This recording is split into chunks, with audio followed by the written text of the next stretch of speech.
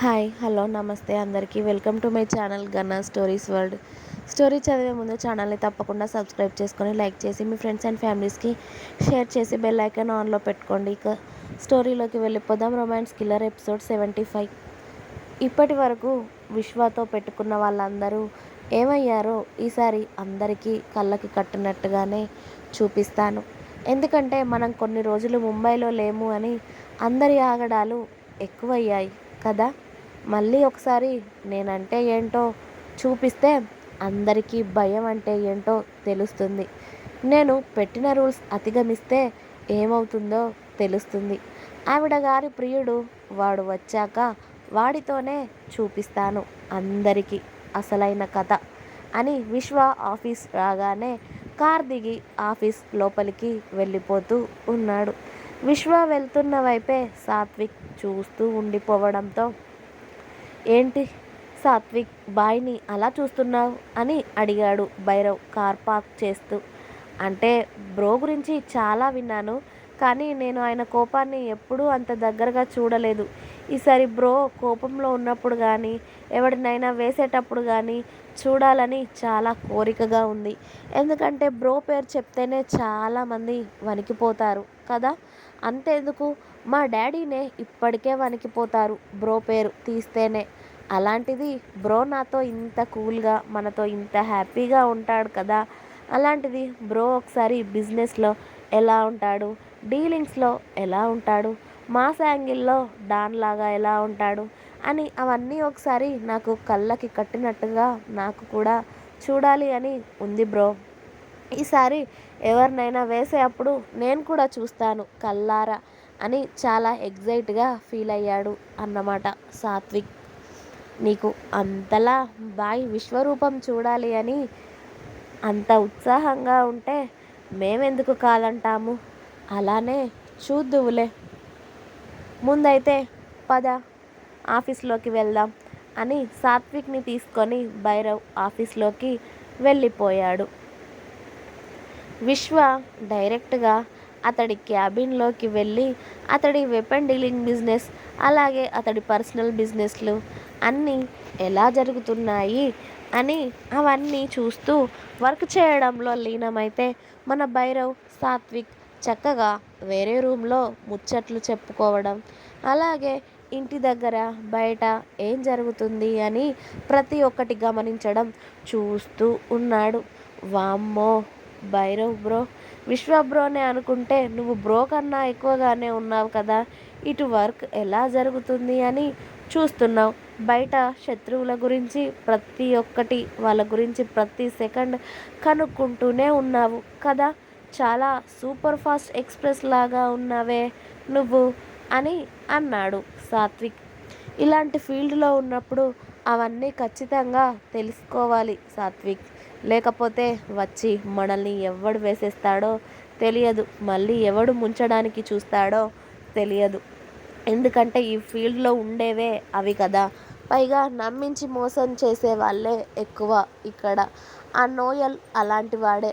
అంతెందుకు, బాయ్ సొంత తమ్ముడే అలా చేశాడు.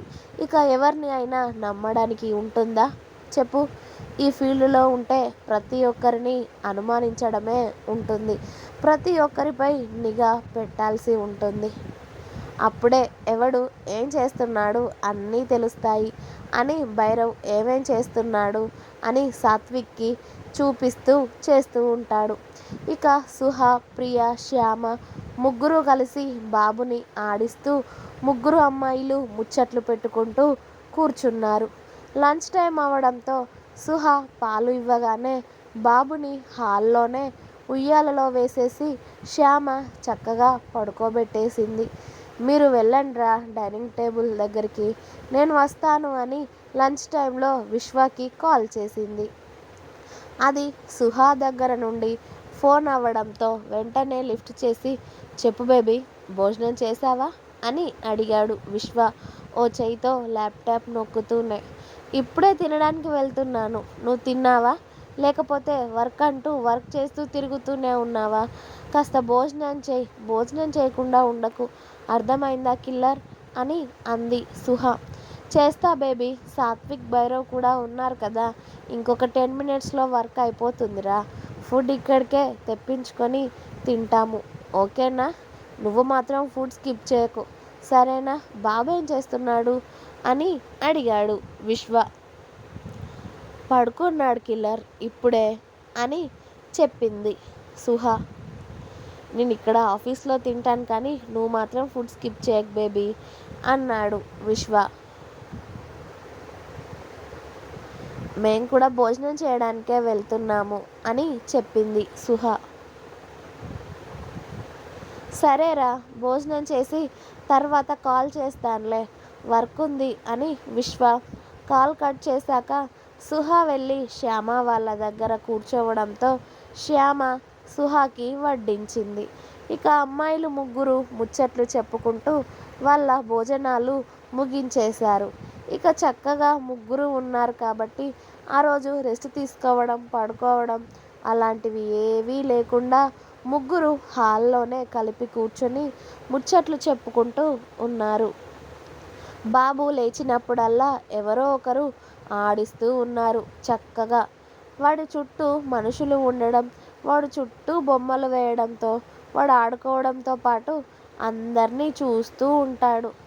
సాయంత్రం కాస్త త్వరగానే పని ముగించుకొని ఇంటికి వెళ్ళారు విశ్వ, భైరవ్, సాత్విక్ కలిసి.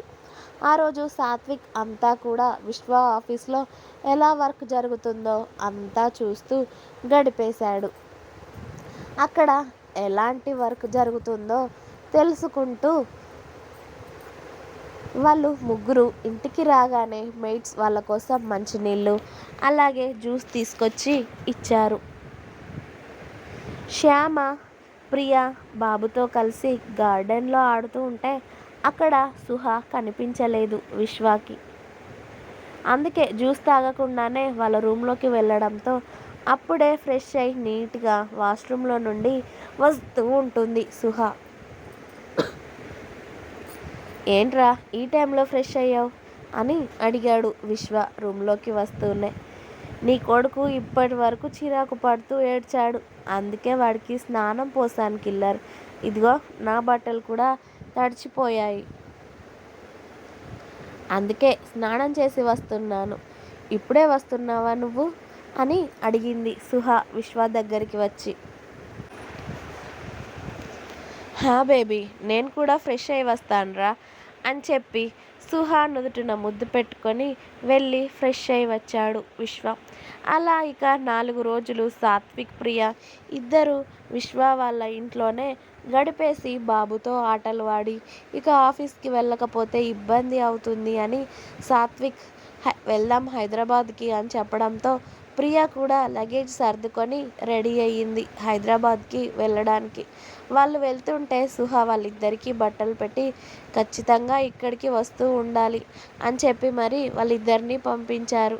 ఆ రోజు విశ్వ ఆఫీస్లో వర్క్ చేసుకుంటూ ఉంటే అప్పుడే భైరవ్ సడన్గా అతడి క్యాబిన్లోకి వెళ్ళి, బాయ్, వాడెవడో అన్నారు కదా మీరు, ఆ హంసిని కోసం వస్తున్నాడు అని, వాడు సిటీలోకి వచ్చినట్టు ఇన్ఫర్మేషన్ వచ్చింది బాయ్ అని చెప్పాడు భైరవ్.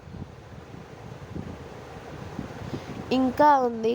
మీకు నా స్టోరీస్ నచ్చినట్టయితే ప్లీజ్ లైక్ చేయండి, షేర్ చేయండి, అలాగే తప్పకుండా ఛానల్ని సబ్స్క్రైబ్ చేసుకోండి. Please subscribe my channel Gana stories world. Thanks for watching my video. Bye. Please like, share and subscribe.